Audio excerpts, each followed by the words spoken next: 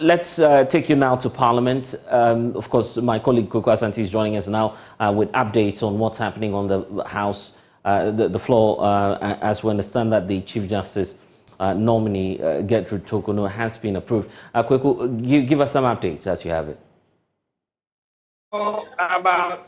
Just about an hour ago, Parliament unanimously approved the nomination of Justice Gertrude Torkornoo to become the next Chief Justice of the Republic of Ghana. We know that at her vetting, the minority had insisted that without the judgment in the case of Judge Kwesi, they were not going to take any decision on her. The decision came on Monday, and the next day, on Tuesday, the minority held a news conference announcing that despite their strong disagreement with the judgment, they were not going to withhold their unanimous approval of her nomination because they believe that she was qualified in the person of Justice Gertrude Torkornoo to take over from Justice Enini Yeboah as Chief Justice, and also Jones Oti, who has been acting in the past few days. And so the vote came down, but of course, not without some showdown, not without some strenuous debate on both sides. We first heard from the minority chief whip, Gavin Kwame Agboja, who argued that he was expecting that this Chief Justice, if she is sworn in, will be a better judge than Chief Justice, I beg your pardon, than Justice Kwesi Enini Yeboah.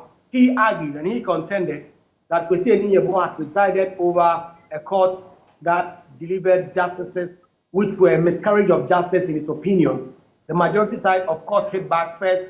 We heard from the first Deputy Speaker, Joseph Osei-Wusu, who said that instead of lumping up the court together and criticizing them, they must pick each and every judgment of the court and argue with facts and on the basis of law before they can say that a case was wrongly decided. So, in all, the court has now, the court is now going to get a new Chief Justice in the person of Justice Gertrude Torkornoo after Parliament approved of her nomination by unanimous decision. And our understanding is that as soon as this evening, the President will swear her in. Okay. What more do we need to know, Koko? So there have been conversations about 10 must go. For instance, we know that only the past few months, some 98 NPP MPs came out demanding the head of Finance Minister Ken Ofori-Atta. Today, we put that question to Majority Leader Osei Mensah-Bonsu. What is the caucus going to do about that? And according to the Majority Leader, the caucus will have to take a decision about it. But he hinted that maybe nothing will come out of that because, in his own words, sometimes you have to let sleeping dogs lie. And so if you expect them that Ken Ofori-Atta will be dismissed because the President had promised the NPP MPs that after the IMF deal is secured, he will take some action, then some answers have not been given by the Majority Leader. There have also been issues around the EC's proposed CI. EC has put together a CI which makes the Ghana card the sole identity document to register as a voter. The minority have been saying that they cannot allow that to go through. Just around the ending of March, they managed to get the consent of their majority colleagues and put together a report recommending to the EC to add more identity documents to it. We've heard from the EC saying that, well, they are an independent body. They will not be dictated to by Parliament or any other body. But today, both majority and minority leaders say that, well, true, we cannot dictate to the EC.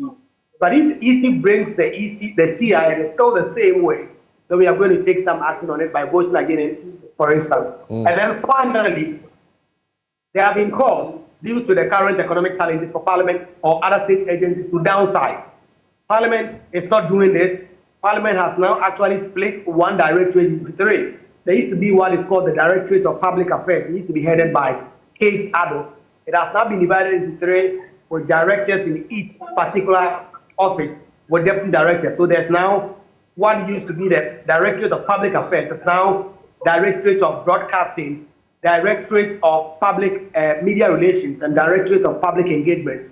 And we know that the former police spokesperson, DSP Efia Tenge, is now the Director of Public Engagement here in Parliament. So these are some of the concerns and issues that have come up today in Parliament. Grateful, Koko Asante, giving us the latest from the House.